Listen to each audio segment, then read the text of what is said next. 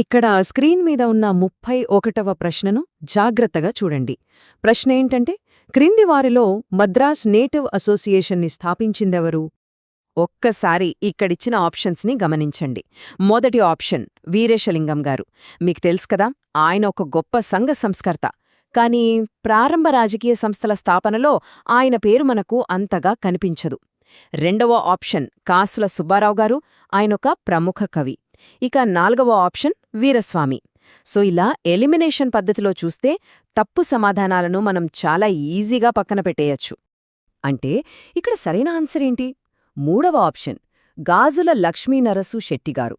ఇక్కడ మనం గుర్తుంచుకోవాల్సిన మోస్ట్ ఇంపార్టెంట్ పాయింట్ ఒకటుంది. మన ఇండియన్ నేషనల్ కాంగ్రెస్ ఏర్పడటానికి చాలా ముందుగానే, అంటే అప్పట్లో 1852లోనే మన స్థానికుల హక్కుల కోసం మద్రాస్ నేటివ్ అసోసియేషన్ను స్థాపించిన దార్శనికుడు ఆయన. అప్పట్లో క్రిస్టియన్ మిషనరీల వ్యవహారాలను, అలాగే బ్రిటిష్ వాళ్ల కఠినమైన పన్నుల విధానాలను ఈయన ఓ రేంజ్లో వ్యతిరేకించారు. ఇక్కడ 32వ ప్రశ్న ఏంటంటే, బిపిన్ చంద్రపాల్ రాజమండ్రి పర్యటనలో క్రియాశీల పాత్ర పోషించిన సంస్థ ఏది?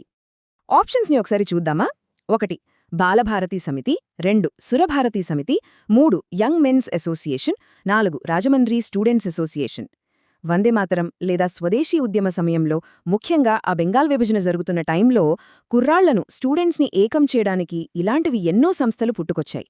కానీ బిపిన్ చంద్రపాల్ గారి టూర్కు మాత్రం ఒక పర్టిక్యులర్ సంస్థ బాగా బ్యాక్బోన్ లాగా నిలిచింది. ఆ సంస్థే మొదటి ఆప్షన్లో ఉన్న బాలభారతీ సమితి. 1907 ఏప్రిల్లో ముట్నూరి కృష్ణారావు గారి పిలుపు మేరకు బిపిన్ చంద్రపాల్ గారు రాజమండ్రి వచ్చారు.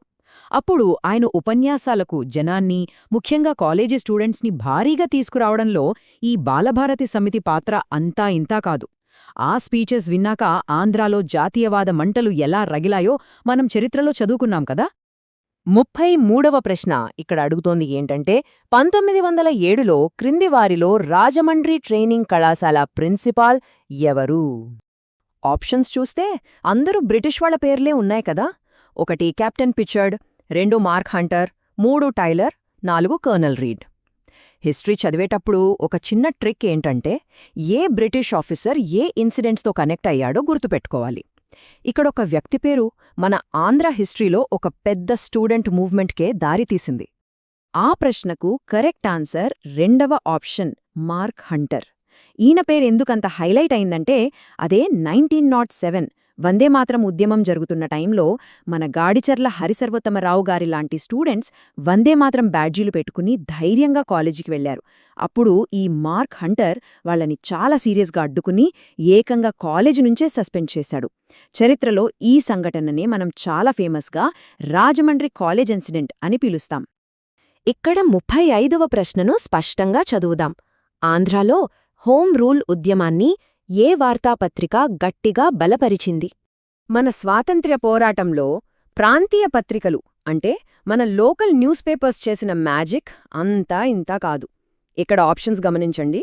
1 ఆంధ్రమాత, 2 భరతమాత, 3 తేజ, 4 దేశమాత.